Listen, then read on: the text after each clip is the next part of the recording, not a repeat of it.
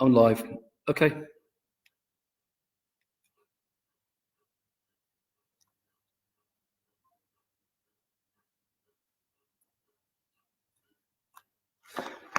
Well, good evening all. I'm hoping that you can hear me. I'm so sorry for being late. We had a technical hitch and a call from the minister as well, which I wasn't expecting. So I had to take that because of the front page article today in The Guardian about a former soldier of mine who is at the moment facing a large bill for treatment for a brain tumour, of which more in a minute. But if you can hear me, I'm very grateful that you've joined me. Humble apologies again for being late. Not of my doing at all, and please bear with me.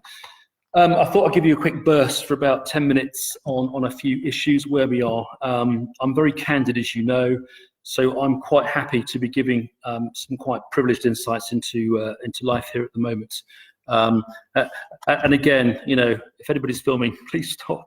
But it's great to be here, and I'm very proud again to be representing Bracknell in Westminster.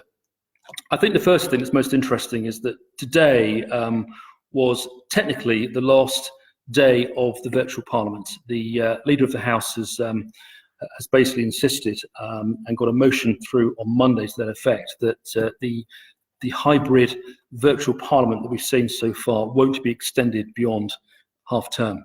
And what that basically means now is that today is the last day. It means that on the 2nd of June, when Parliament reconvenes after recess, what we're going to have is all MPs technically back in Westminster. Now, there are some great arguments at the moment. There are those MPs that are shielding, that are slightly older, underlying medical conditions, those with childcare. So without airing too much dirty linen in public, Parliament's currently split on this.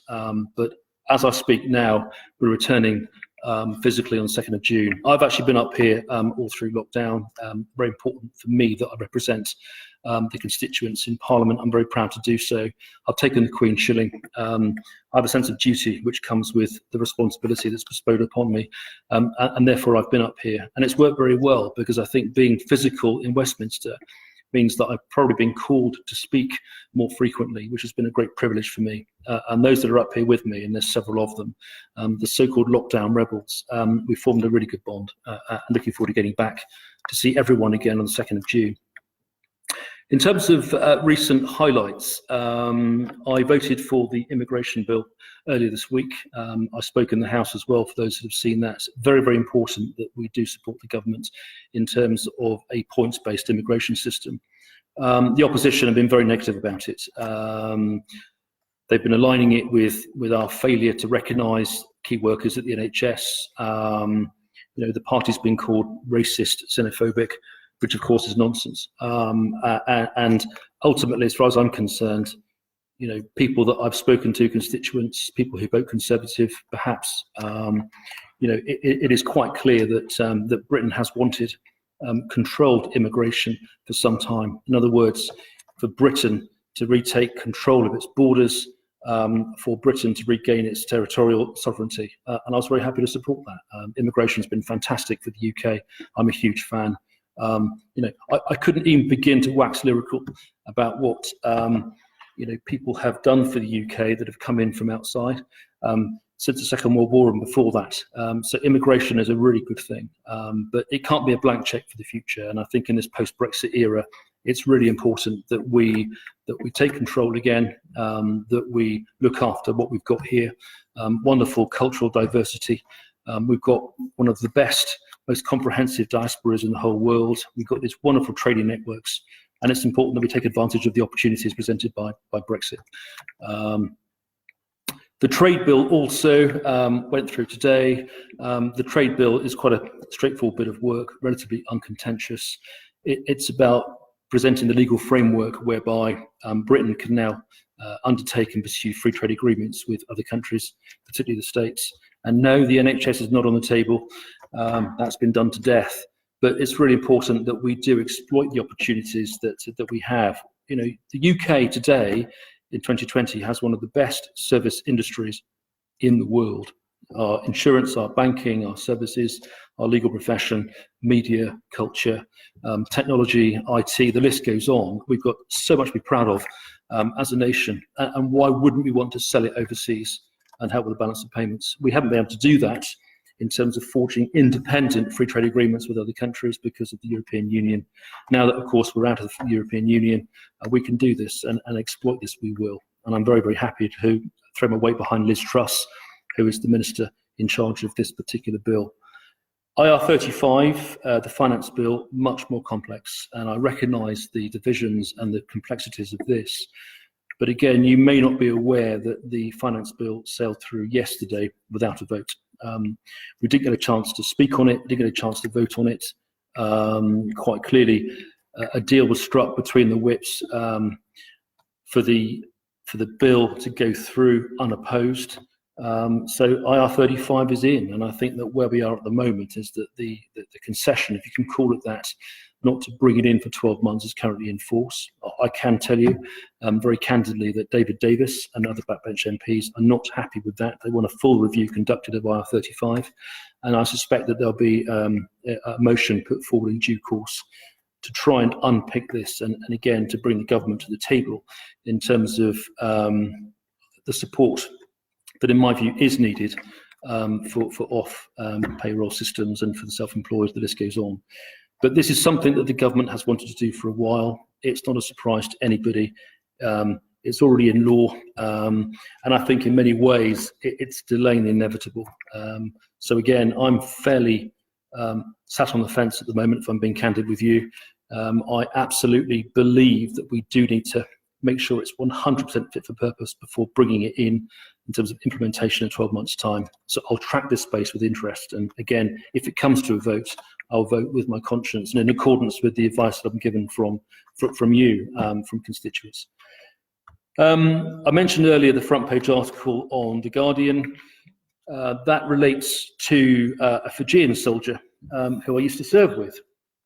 Very hard name to pronounce, but a chap called Private Tetusi Ratakaukau, a Fijian soldier recruited into the British Army from Fiji in 2001. Spent much of his early career in Germany, where I was at that time, and latterly in Abingdon. And he was discharged at the 10-year point because of a manning control point. In other words, it was simply options for change or the successor to that in terms of manning control points. And he was discharged from the army at the 10-year point as a private soldier. He's now been receiving some treatment for a very serious brain injury. And he's currently in St Pancras Hospital. And what's happened is because he is not a British citizen, because that right was denied him, allegedly, legal in confidence, he basically has been presented with a bill for £27,000 for treatment of the NHS. Now, clearly, we cannot allow that to happen. In my view, veterans that join the British Army and become veterans, we're all the same. We pick up the uniform, we bear arms, we deploy in operations, we serve Queen and country. And I do not believe that it's right to have a division between veterans. We've all served together. So I've been quite outspoken today. I've spoken to The Guardian about 15 minutes ago, another reason why I was late. And the bottom line is that the decision today has gone against him. So he and 7 colleagues, veterans, have taken the government to court about not sufficient information being given to him and his colleagues about the process, about the application process. He missed the deadline, to my knowledge, and therefore, because he's not resident, hasn't got the residency, he's got the bill. So I'm looking into this at the moment. I can't jeopardise the legal process, but I suspect there will be an appeal. My view is that veterans who serve our country need to be looked after, and that's the line that I gave to The Guardian this evening. Moving on very quickly, British Airways, big concern at the moment. Lots of letters from constituents, about 300, I think, at the last guess, where people employed by British Airways very concerned about the planned 12,000 redundancies. I have got quite involved with this. I have sat in on a Transport Select Committee interview of Willie Walsh, the CEO, and I've asked some questions in the House and spoken to the Chancellor and done other written material. The bottom line is it seems to be as though British Airways are using the COVID-19 pandemic as an opportunity, and I use the word very carefully, as an opportunity to restructure the company. And it's quite clear that the job losses that are being mooted at the moment aren't solely related to COVID-19. It may be, and again, I use the phrase carefully, it may be an opportunity to make redundant more senior staff, perhaps more expensive, those on older contracts, in order to recruit younger and perhaps cheaper staff. And I'm being very candid. But at the moment, British Airways tends to press ahead with the job losses. I am due to speak to the Chancellor at some point next week about measures that can be made available. But as he said to me, and in the House, where we are at the moment is that there is the full weight of support being given to British Airways, the furlough scheme, business interruption loans, and the Chancellor's also on record as saying that he'd be happy to sit down one-to-one to discuss a bespoke package of British Airways. It is my view that British Airways doesn't want to do that because it might be the case that if they accept a bespoke deal from the government, that comes with certain assurances for staff. And if I told you that British Airways currently has about 10 million euros of liquidity in reserve, I think they can go a bit longer. So again, I'm being very, very, very straightforward with you. It is a concern I have, and I feel the responsibility of supporting British Airways employees and all those employees of the aviation industry very keenly, particularly in Bracknell. Just before I stop talking, you'll be pleased to hear, delighted that the recycling centres have now opened across Bracknell. I know there was a little bit of excitement at the beginning. I spoke to the Chief Constable yesterday at Thames Valley Police. He's taken a close interest in it as well, but he does not see policing recycling centres as a police matter. He's very happy with the arrangements in place, and I do commend Bracknell Forest Council for a very, very pragmatic approach to this in terms of the booking system, in terms of registering in advance. I mean, it's a complete no-brainer, so well done to you. And again, the volunteers across Bracknell, they're still at it. Very impressive setup in Wokingham as well. St Crispin's Leisure Centre. We've got First Days Charity, The Link, Citizens Advice Bureau, all performing wonders in delivering food parcels to the vulnerable. And the same with Health Watch, Bracknell Forest, and Involved Community Services in Bracknell. I think that the voluntary sector has been brilliant during the whole crisis, and I commend everyone who's involved with that. That's all I have by way of an introduction, and I'm very happy to take questions if anybody has them. Just before actually I do start looking at questions, you'll notice the backdrop. I am still in Westminster at the moment. I've got a window in front of me looking right across the Thames towards St Thomas's Hospital, and I'm in committee room 14. So you may see some art on the walls. It's very old-fashioned, it's very oak panelled, but again, it's echoey and very, very warm, hence why I've probably got a bit of a pink face. But it's a fantastic privilege to be up here, particularly on the last day of the virtual Parliament. A note here from John: thank you for supporting the airline industry. It is my absolute pleasure, John, and it's a duty that I have. I have great pride in our national flagship carrier. I tend to fly British Airways. I did certainly when I was serving. I've flown all over the world with British Airways. They're a great airline, and the staff are absolutely first class. I've never had a bad flight with British Airways in 49 years. So it's entirely right that we support everybody who works for that fantastic company, and that people, keep their jobs. It is no coincidence at all that British Airways has built its reputation, has built its prosperity. It is the cash cow of IAG, as we know. I'm afraid that the staff have done that. So to be treated in this way, in my view, is completely wrong. And I'm very, very happy to talk on the record with any national newspaper on that issue. Paul, thank you at last. I'm so sorry that I was late again. I've got a note from Phil here. Also, CIS and the construction industry is coming at a particularly bad time. Yeah, I totally agree with that, Phil. And I'd welcome a chat with you offline, if I may, about that very issue, because I need to get up to speed on it. Note from John here: I do hope that James can table a law to stop people being furloughed before them being sacked. Yeah, I could not agree more. I mean, it's a complete disgrace that these companies are furloughing staff, having effectively already made the decision to sack them or having already been sacked. I mean, I heard a story the other day about that. It's completely wrong. And it is not for the government to bail out these companies. But by the same token, I'm very happy that the government is paying the wages of these staff in the interim period. We have to look after our people. That is what the Conservative government set out to do in terms of the manifesto. And I'm pretty happy that the government at the moment is doing a good job with the COVID-19, on which more in a minute. Hello, Stacey. I see you're on there. Alvin. John, once again. Note from John here. Can we approach you on day-to-day assistance regarding particular issues needing to be raised?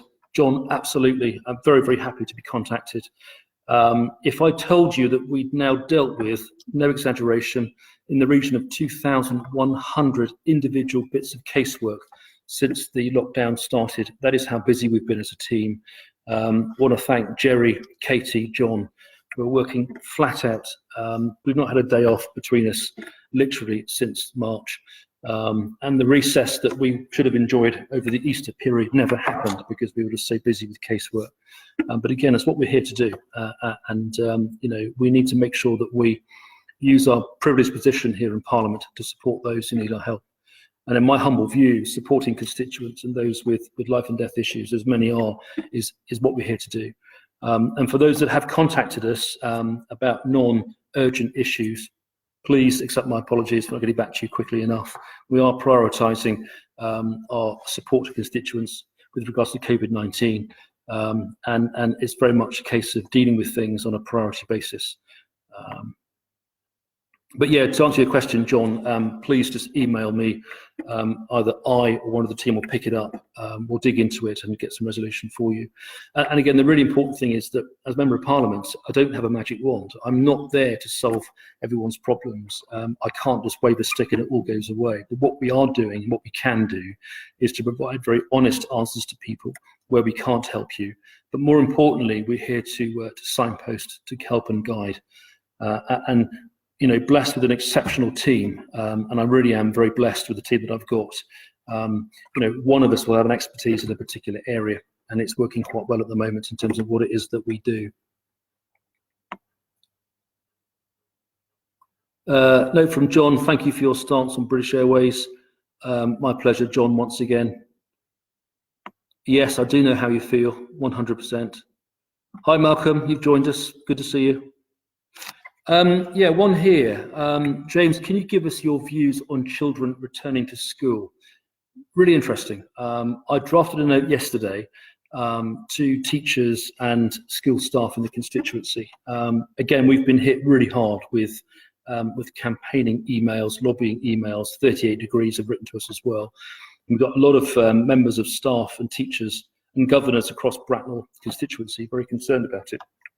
My honest view is that the government advice is not perfect, but of course nothing is. The government cannot be definitive about every single aspect of our lives, nor can it be in every classroom. But the guidance, in my view, is good enough. I think that the decision to get our kids back to school on the 2nd of June, 1st of June, is the right thing to do. I have a boy in year 6, he's gone feral. So, you know, entirely right to decide that year 6s are the right ones to go back, and I'm being slightly flippant. But certainly for reasons that have been outlined in the press that are well publicised, the year R children, year 1 children and year 6 children are the right ones to go back. And I want to commend all head teachers, governors and staff for what you're doing at the moment to prepare for this. People have said to me that it was short notice. Well, we've always known the schools are going to go back. We've always known that getting our kids back to school would be at the very start of the recovery process. And it's essential that we get our kids back to school so that we can then get ourselves back to work. Really important. And also, more importantly, it's the social aspects, it's the educational aspects, it's the psychological aspects of kids being in lockdown. And most importantly for me, in a period of lockdown, as we've seen, it's often the most vulnerable children or those most in need who are at the moment lost to the system. So it's incredibly important in my view that we get the kids back to school as quickly as possible. And then once the year 1s and the year Rs and the year 6s have gone back, we must then look very quickly at getting the rest of the schools back. my feeling is that we may be where we are for this next half term, with a view to all the schools hopefully going back in September. But I just do not know, and I can't preempt the government. It is also my great hope. I've written to the Minister on this, that free school meals continue through the half-term period, and of course beyond that for those children who are not in school. I think the system's been very, very generous. No child should go hungry in the UK under any circumstances, and I welcome what the government's done in respect to keeping our most vulnerable children safe. So yes, to answer the question, I think it's the right thing to do to get kids back to school.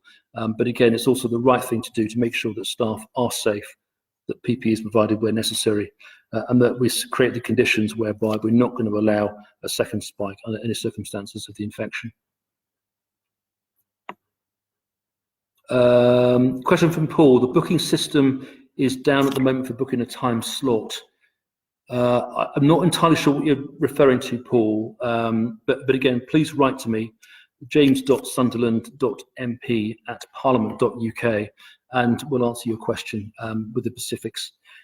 If you are referring to surgeries, our surgeries have been temporarily paused for the simple reason that we have to distance. But we've ran a number before COVID-19 struck, and we'll resume as soon as we possibly can. They've worked really well so far. It's been an absolute pleasure to meet constituents face to face and to help with the issues that are being raised. So I really do want to resume surgeries as soon as we can. I'm looking at this cold, so please forgive me if my answers aren't quite as thorough as they could be. A note from Kerry Ann. There are gaps in the job retention scheme for those who changed or started jobs in March. I started a new job and now been put on unpaid leave. My employer wants to retain me but cannot furlough me due to being monthly paid and missing the 19th. Kerry Ann, I cannot express how sad I am for you. This is an issue that I've grappled with a lot with the government over the last 2 months. It is an absolute minefield in terms of these poor people who somehow slip through the net. The Chancellor told me last week that 95% of people in the UK are being looked after with one or more of the schemes, but there are a handful that have slipped through the net. I believe it is an issue with registration with HMRC. I think there's a practical reason why people have not been able to be furloughed, I think, after the 19th of March. So my humble sympathies. But if you please write to me, we will have a look at what we can do to support you. And again, my humble sympathies and apologies for the fact that you're one of a number that slipped through. And again, just to be completely candid with you, I'm very aware of the fact that the self-employed scheme does not cover those with incomes above £50,000, I believe. There are also others who slip through the net for business interruption loans. Again, I can tell you for a fact that the Treasury has looked at this time and time and time again, and that the arguments being put forward as to why people don't qualify, they do hold water, and there's a very good political and fiscal reason and practical reason why. But again, my humble apologies as a Conservative MP for the fact that we haven't been able to support everyone. And again, if you write to me, I can explain the reasons in more detail.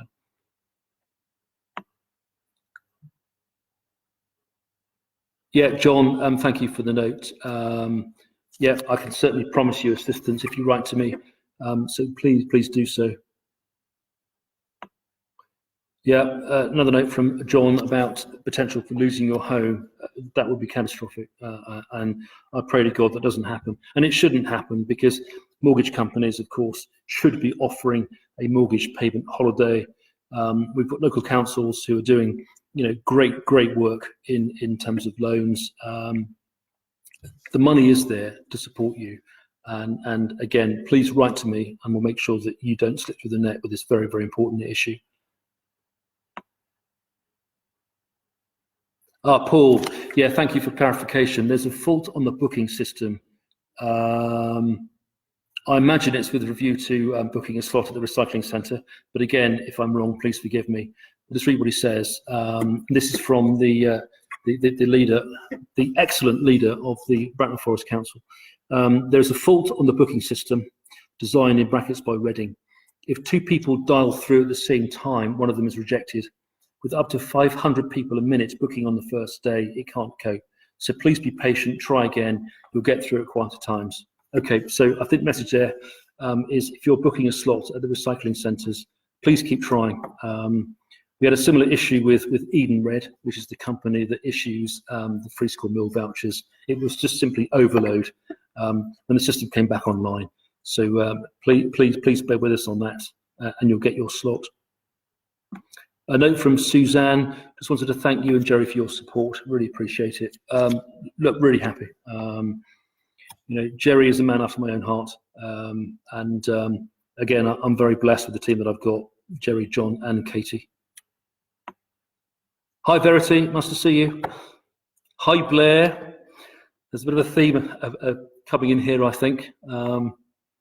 Joanna, Geraldine, Matthew, welcome to all of you. Note from John, another John. My sister is an infant school teacher.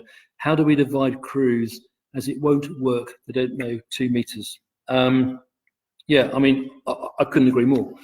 As a father of young children, distancing 2 meters is a concept that is alien to them. They just don't get it.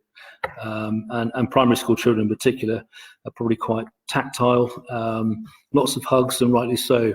So it's difficult, and I do not have an answer for you. I just don't. What I would urge you to do is to have a look at the government guidance on it. Again, that may not be clear in this particular case.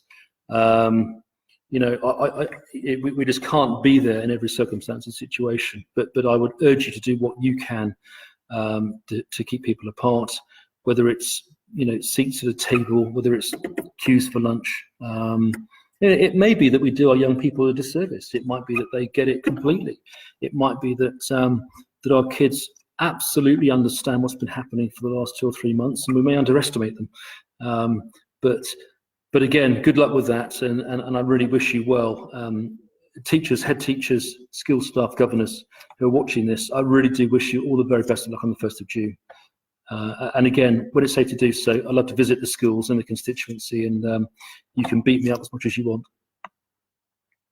Hi Maggie, good to see you. Matthew, good to see you. A note from Geraldine. Do you think all the people that have flouted the social distancing rules today and going to the beach will have any effect on the lockdown rules? Shame on them when a lot of people have isolated for weeks, even months. Geraldine, I'm with you 100%, and you raise a really good point. I think that we do have a responsibility as individuals, as a community, as society, to adhere to the rules, and the police have been enforcing it quite well over the first few weeks of the lockdown.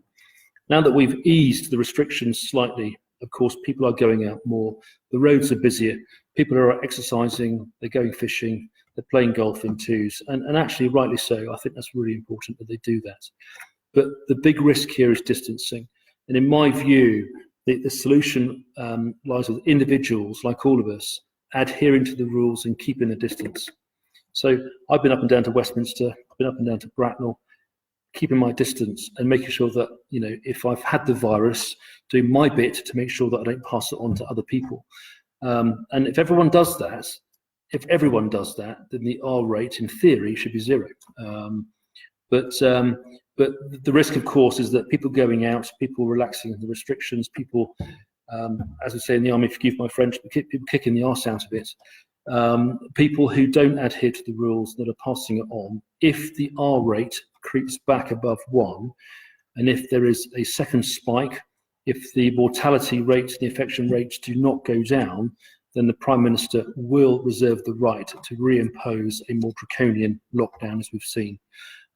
He has the powers to do that. The legislation has gone through. The police have emergency powers to stop anybody for any reason at the moment. So let's hope at this fantastic time of the year it doesn't come to that. So I would urge all of you, please, just to wait for now before having your barbecues and having your beach parties. I hate lockdown. I'm a gregarious individual. I love my outdoor activity. I love seeing friends. I've got some, believe it or not, even as a Tory MP. But it's really important that we take this seriously and make sure that we don't overload the NHS and make sure more people don't die.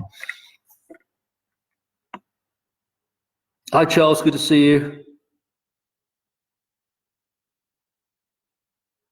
Hi, John. Once again, Stephen, welcome.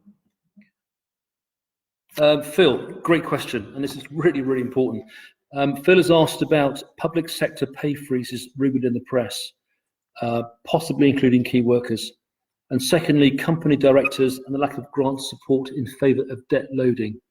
Is the current offering the final word of the government on this matter?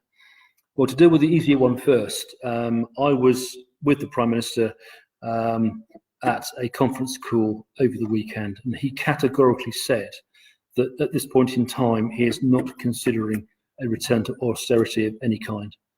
In fact, his exact words were, "We're going to double down." Now, what I think I meant by that, in terms of the doubling down phrase, is that what's in his mind, I think, is to spend our way out of it. I can't be definitive, and I can't quote him, but at this point in time, he does not see a return to the pay freezes that we saw, from 2010 onwards. And I think what he wants to do is to reignite the economy through spending. Quite a bold tactic, particularly for a Conservative government, but that's the way he's thinking. So at the moment, HS2, I see no change to the announcement on HS2. Crossrail, of course, it's still happening. I don't see any of these big capital projects that are under threat at the moment. Somebody asked me the other day about MOD capital spends, equipment, that sort of thing. Again, no announcements on that at all. It may be that the government has a secret war chest. It may be that the Treasury is better off than we think. But I just don't know. What I would say to you, though, for those that are still listening, and again, thank you, what I would say to you is that here we were in early 2020 with a new government, with a strong majority, with the awful Brexit years behind us, with a clear decision on what we're going to do about Brexit, and of course we're leaving. Austerity over. We're seeing the economy growing continually. Highest employment rate ever in the UK, the lowest unemployment rate ever in the UK. My humble view as an individual is that we were about to enter a period of relative milk and honey, with a great summer ahead of us, and I think things are looking pretty good. And of course, I would say that wouldn't I as a Conservative MP, but I genuinely think that actually we'd come through the worst of what austerity years gave us. And here we are now, of course, with this awful virus, an awful number of deaths, and clearly, more government debt being taken on to pay for the allowances and the safety nets being provided at the moment.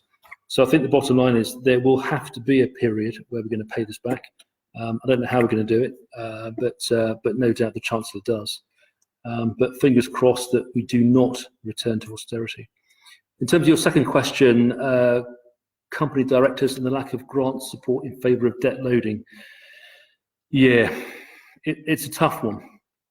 It's a really tough one. And I think the point I want to make on this is the fact that those companies that are highly indebted at the moment have not been proportionately successful in getting business interruption loans. And I'm aware that companies with large amounts of debt quite clearly could be struggling.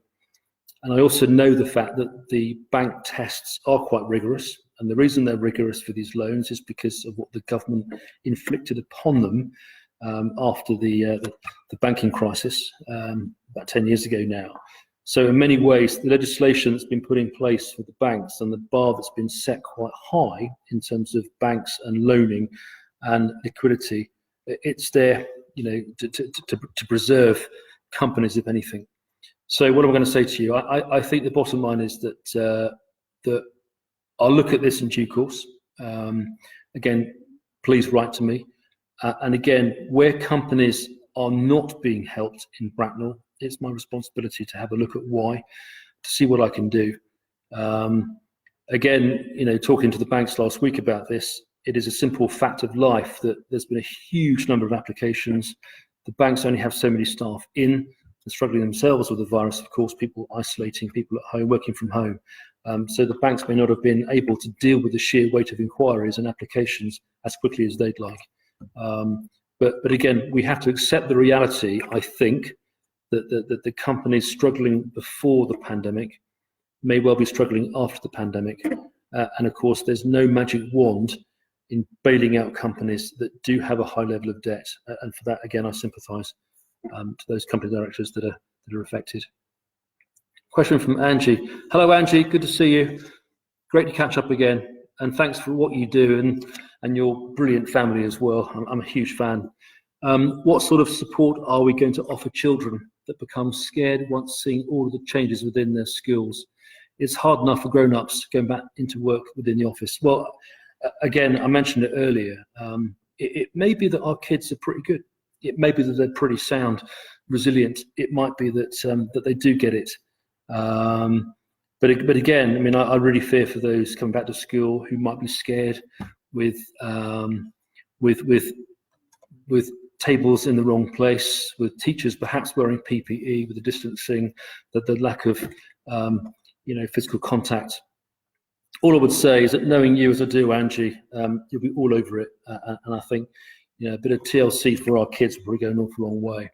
I mean, I can't really answer the question, properly, because it's one of those situations that you hope doesn't happen. But just smiling and being kind and welcoming our kids back to school and explaining to them, the reasons why certain things have happened could be a really, really good thing. But thanks, Angie. Question from Christopher Dean. Public sector pay. The NHS have been at the forefront of this drama, but many others, including civil servants, teachers, council workers, have been on the front line in other ways. Yeah, 100%. I've been quite vocal in the House, in the Chamber, on social media about, the gratitude that we all feel for these fantastic people. I think I referred to the stuff of legend on Monday in the House, and I'm not wrong. It would be a very, very cynical ploy, in my view, to freeze the pay or not to reward those who have been at the front line. I take my hat off to doctors, nurses, key workers, teachers, public health officials. The list goes on. I mean, the list is huge. Social care workers, care home staff. I mean, quite extraordinary. I mean, some of the stories about care home staff actually living in the care home or living in caravans outside or living in tents. I mean, quite extraordinary. So am I clear on this? I'm clear on this. We need to make sure that we reward these people with decent pay rises. We need to make sure that we do not freeze public sector pay. I want to see some sort of recognition as well, a campaign medal. I've raised it in the House personally, and I think that it is right to do everything we can to thank and applaud these people who have done so brilliantly to look after us. Hi, James. Stu, welcome. Nathan, Gavin. James, you mentioned the action relating to the Fijian soldier I mentioned earlier. You may have missed my early comment, but just to say that the MOD is found against him and his comrades today. In other words, that the MOD has not admitted liability for failing to tell them about the process of applying for British citizenship. And in my humble view, the NHS should not be sending a bill for £27,000 for the soldier concerned. I've been speaking to the Minister today about that, in fact, very late this evening, and also the press about it. And I'm on record as saying that I believe that all veterans should be treated equally. Whatever your colour, creed, home, ethnicity, we all serve together, and therefore, we should be treated the same way. John, happy to talk about BA over the phone. Please get in touch with the team, and we'll have a chat further. Nikki, question about mortgage holidays. I don't know is the honest answer whether or not the holidays will be extended. I would hope so. I would really, really hope so. What does it mean for most of us? It means that if you've got a mortgage holiday, it just means that you might end up paying off your mortgage 2 or 3 months later. That's my understanding anyway. But the point is, this is a no-brainer. If people can't go into work and they can't get paid, and therefore they can't pay their mortgage, it's entirely right that banks and mortgage companies should be allowing a period of grace. No one's giving them money. We're not going to be getting anything from the banks or mortgage companies that that we're not entitled to, but just a bit of a break is the right thing to do. So I will ask the question. I'm hoping, of course, that a mortgage holiday for all of us will be extended, but good point, and I'm with you. Karen, question from you. James, can you assure us that Boris is not going to extend the Brexit transition period? Well, the opposition is still trying it on. Labour in particular are hard over that we should be extending the period. I'm not. Michael Gove spoke in the House today and yesterday, gave an update, in fact, on the EU negotiations. And he is absolutely clear, as is the Prime Minister, that there will be no extension to the Brexit transition period. We are leaving the European Union, end of. And I'm also hard over that we need to be making sure that we get all of our laws back, all of our waters back, that we get a free trade deal as a sovereign nation. I will not budge on this, and I can tell you also for a fact that the vast majority, if not all of my colleagues, all 365 Tory MPs, are absolutely hard over. And don't forget, I was elected on a Brexit mandate, as all of us new MPs were, and we all had to sign a declaration to the effect that we would support Boris Johnson and his plans of Brexit. We've all signed that, and that is the reason why we've got the most united Conservative Party probably ever in history at the moment. It is one party, one team. We're all going forward together. We all believe in very similar things. And also, as you'll notice, it's probably quite a left-leaning party as well. You know, the social care budget's gone up, NHS budget's gone up, the money that's being spent now. I mean, the state is effectively paying for wages at the moment, which is unheard of. So this is a government with a conscience, and I'm very, very happy to be part of it. Caroline, hi to you. We're hearing about the Kawasaki virus in children. How will this impact the decision on reopening schools in the 1st of June? It's a really good question, and I haven't got a definitive answer for you. But what I can say is that I know that that particular aspect of the health situation has been factored into risk assessments. I've been reliably informed that incidences of the Kawasaki virus are very, very low, very slim, thank God. Again, I'm a parent, many of us are. And I think that ultimately, at this point in time, it won't have a material impact on the decision to reopen schools on the 1st of June.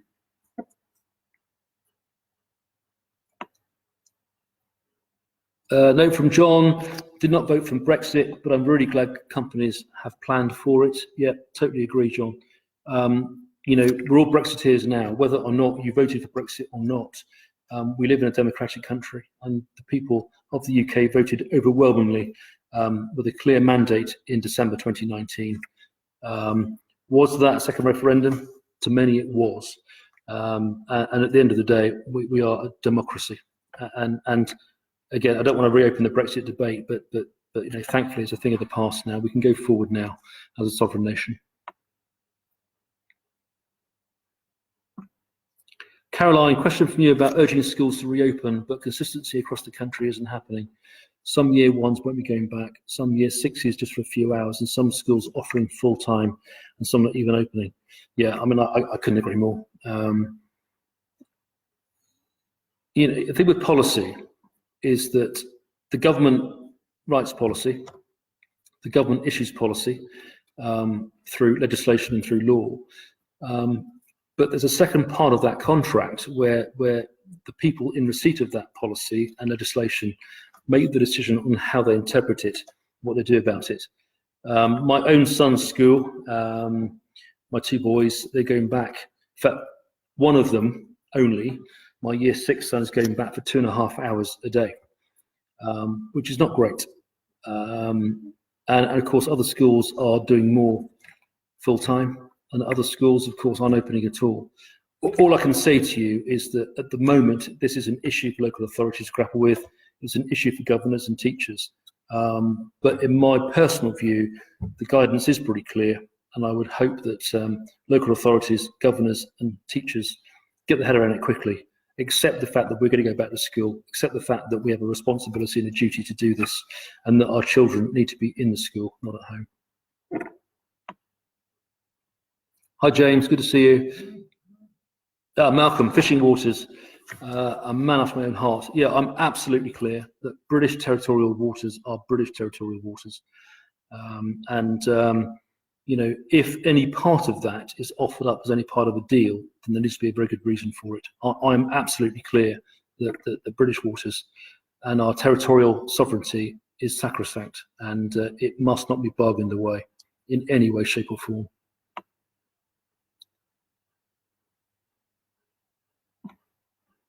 Okay, guys, it's 7:05. That is my feed that's dried up, I think. Thank you to all those that are still on the call. Are there any last comebacks? It's a pity you can't talk to me, actually, but very happy to take any last questions. Please keep them coming. I'm just gonna finish off by talking a bit more about COVID-19. I'll be very quick. There's been a huge amount of negativity in the press about the government's response to COVID-19. What I would say is that the benefit of hindsight is a wonderful thing. And of course, hindsight is a very powerful weapon. And no doubt the opposition and the media and other commentators and other armchair enthusiasts will throw rocks at the government for the next many years about COVID-19. All I would say, as somebody who's been at the forefront of the foot and mouth crisis over the years, somebody who's dealt with the fuel crisis, the millennium bug, flooding, these things can't be foreseen particularly easily. They hit us in different ways. There's no precedent for COVID-19, nothing like it's happened before. It's an unfamiliar enemy that even now we don't fully understand. So I want to be more sympathetic towards the government. I think I want to sort of hold my hat out to the Prime Minister, who was very, very poorly for about 3 days. It was literally touch and go, I've heard. Matt Hancock, the Chancellor, and others who, in my view, have worked wonders in doing what they can. They're not magicians. Mistakes have been made, we know that, with the benefit of hindsight, but they've acted in good faith all the way through, working seriously hard, all of their staffs, LRFs, local resilience forums, the police, ambulance service, fire brigades, NHS providers. These fantastic organisations have bent themselves completely out of shape to deal with an unfamiliar and unseen enemy. So I want to commend them for what they've done. Councils as well, Paul and his team in Bracknell and John Horsell in Wokingham, they've done an amazing job, in my view. And it's the easiest thing in the world to kick somebody when they're down. Well, I don't want us to do that. I want us to sort of, be thankful for what's happened so far. The death rate is appalling. It's the worst in Europe. But who's to say that the death rate in this densely populated country would not have been an awful lot worse without the measures that were taken? And when you've got a country like the UK, which is 60 million strong, a small populous country, people like a party, they like a drink. We love our pubs. People are gregarious by nature. And to make the decision to lock down a very liberalist, libertarian and gregarious country was not easy. So again, please just be respectful for the decisions that have been taken. And when the public inquiry comes, which it will no doubt come, we'll have our day then to worry about what went wrong and what could have been done better. Testing, a bit slow, admittedly, but it's been rolled out now. The testing capacity is really high, somewhere between 100,000, 200,000 at the moment. Testing is available for those that want it and those that need it. PPE, I'm not hearing any major murmurs about problems in the last 2 or 3 weeks, and I'm pretty happy that in Bracknell constituency we've been pretty good all the way through. In fact, my team phoned every care home over Easter in Bracknell and told them to phone us immediately if there were any concerns about PPE. We've had no phone calls. So I think we've done a good job, in my humble view, in East Berkshire. And again, full marks to the councils for what they've done.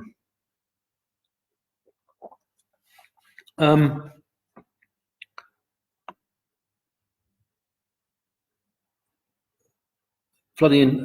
Richard, do you think that we should cancel the school holidays to allow our children to catch up? No, is a simple answer. School holidays are sacrosanct in my view. I think that those children who are at the senior end of school, getting close to exams and that sort of thing, are being looked after in terms of daily interaction with teachers, online teaching. And I think the kids that have not been in school, the primary school children, they'll catch up pretty quickly.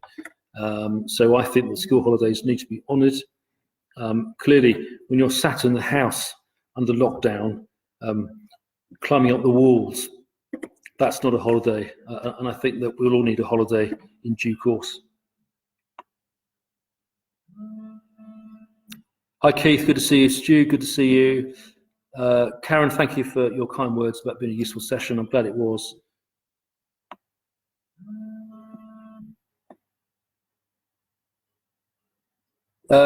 Caroline, thank you, and I will finish soon. Thank you for answering my questions. I'm a teacher and going back full-time in reception. Any advice in supporting anxious staff in my team? Well, the first thing is a massive thank you for what you've done. Teachers, the way that teachers responded before the Easter holidays was quite extraordinary. I spoke to a number of head teachers across the constituency, and they were sparking so impressively. And I think that what I've realised is it's the goodwill, it's the sense of duty, it's that absolute affection teachers have for their children. It's a vocation, but one that you take very seriously indeed. So a massive thank you for keeping the school meals going, for keeping vulnerable kids in school, and thank you so much. What advice have I got? I think what advice I give you is just to say, look, you're doing the right thing in going back. I know you're anxious with the virus. I think the risks are being carefully managed. And if you maintain distance as best you can, and if you talk to each other and reassure the children through nothing more than empathy and good leadership, I think you'll be fine. And very best of luck when you do go back. Question from, hi John, good to see you. Question from Mike. I think I had COVID in February. Can I be tested and where? Good question. I think that there are multiple opportunities for you. The obvious answer is to go to a local testing centre, JC Stadium, the military are running mobile testing centres across East Berkshire. I would go online to the gov.uk website, and I'm hopeful that details of where to go are on there. If you tap in testing into Google, I'm sure it will take you to a whole variety of information, and just book a slot. Out of interest, I think I also had COVID back in February. I was particularly ill at the same time as, or just before Nadine Dorris, and I was, flu-like for about 2 days. Didn't go anywhere, you'll be pleased to hear, and then shook it off pretty quickly, but one doesn't know. And of course, going back to testing, it is important now that we've got a reliable, I believe, test for the antibodies that that we do test ourselves to make sure that we've got the antibodies and therefore have had it. But of course, there's no guarantee as to how long the antibodies are in the system for, whether, of course, the antibodies provide any further protection from COVID again. And it's a new virus that we don't understand. There's a long way to go yet before we get a vaccine as well, I believe. So I think we're just going to have to muddle through as best we can. Hi Jenny, good to see you. Anna, good to see you as well. Well, look, I think we're almost there. I mean, it's almost 7:15. It's been an hour. It's been a complete pleasure to talk to you. If you need our support, any advice, guidance at all, then please get in touch with the office. And have a really good half term for those that are on half term. And please stay safe. Thank you once again.